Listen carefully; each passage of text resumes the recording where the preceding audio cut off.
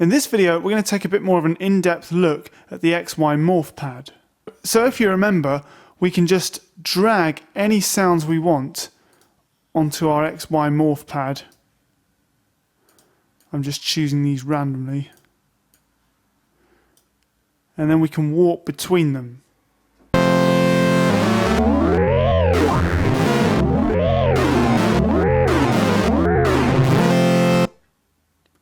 So it's a really good tool for interesting sound design. If we have a look at the XY morph pad, when this little square, or that little square up the top there, is red, that means that we can morph because we've got different sounds on the different four corners of our morph square. But if I go ahead and say new sound, when all four corners of our morph square are identical, the little box will be grey. And that's a sign that it doesn't matter where we put it, the sound isn't going to be different, it isn't going to morph. Cool, I'm going to go over to expert mode. Now, I'm going to route E into F. Now when I change something in the FM matrix, it'll only change it on the square I'm currently editing, unless this edit all button is clicked. So now we can morph between a situation where E is routed into F and a situation where we've just got F with no frequency modulation. But if I go onto the Easy Morph section and click this Normalize Timbres button, what that does is it copies the settings from whatever square I'm on onto the other three squares. So now all four squares are the same. Now there are certain parameters that FM8 will allow us to morph and other parameters which it won't. And we're going to explore that in this video. As we've already seen, one of the parameters it will allow us to morph is FM matrix routing. So I could change E so it's not routed into F quite so much. But I could route D into E. I'm going to give that a ratio of 3. Maybe feed D back on itself a bit. And then we can morph between that.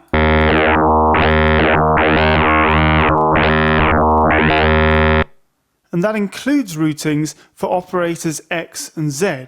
So I'm going to go over to this square and I'm going to route F into operator Z and route Z to the output.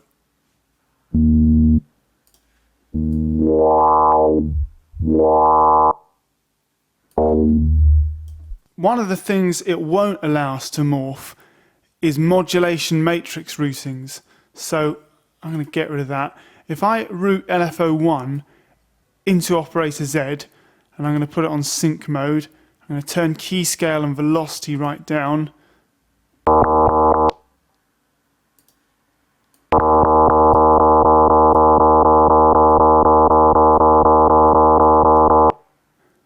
That modulation routing will remain over all four squares even though we didn't have the edit all button clicked.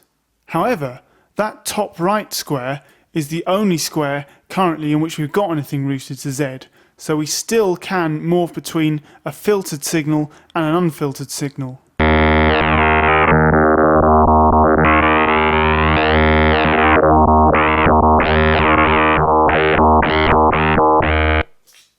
Another of the parameters that FM8 won't allow us to morph between is envelopes.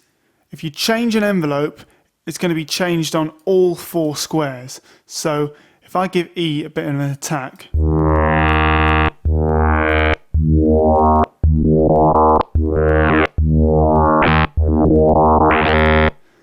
E now has an attack on all four squares in the morph pad.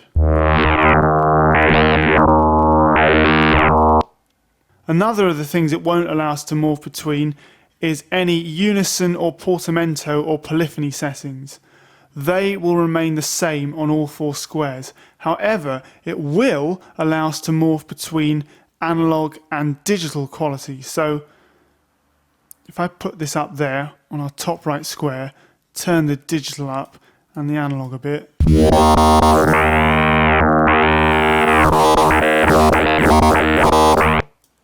I'm going to turn them up on this square as well.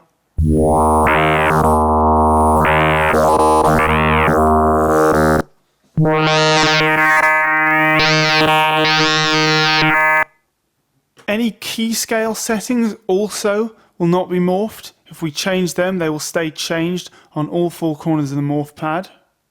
And if we put effects on our sound, the effects chain that we're using, as well as any individual effect parameters, cannot be changed across the morph pad.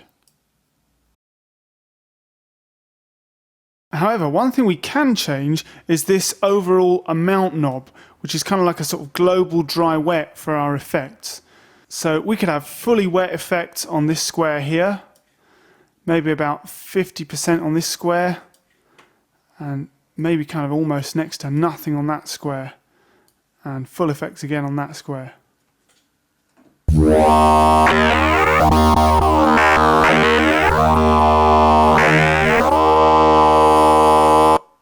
We also cannot morph anything to do with the arpeggiator. The arpeggiator is either on or off, its settings are whatever its settings are. You can't morph between those things. So just to recap, the things we can't morph between are any envelope and key scale settings, any of our mono, unison or portamento settings, anything on the modulation matrix, anything on the arpeggiator, and anything on the effects apart from amount. The things we can morph between are our analog and digital sliders and any routings or amounts on the FM matrix, including operators X and Z. Now, in terms of the settings on our operators, FM8 will allow you to choose different waveforms. So you see now operator F is a sawtooth, but on our other squares it's still a sine wave. But it won't actually morph between those waveforms, it'll just jump when it crosses over the boundary into the next square.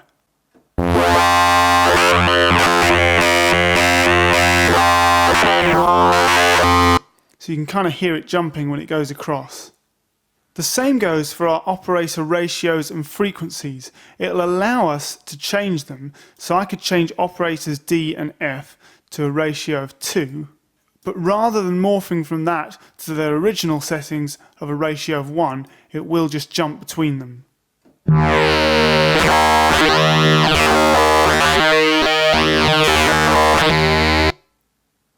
So you've got to bear that in mind. And finally, one of the most awesome things about the morph pad is these random amount sliders. You'll see that as I turn these up, we'll get a grid of random dots which appears around the little square on our morph pad. And the more extreme these sliders are, the more randomness there is in the morphing.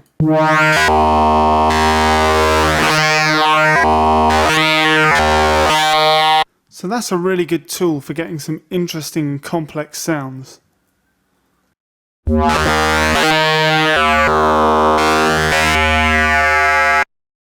And also, if you want to, you can even double click on these titles to give each square a name.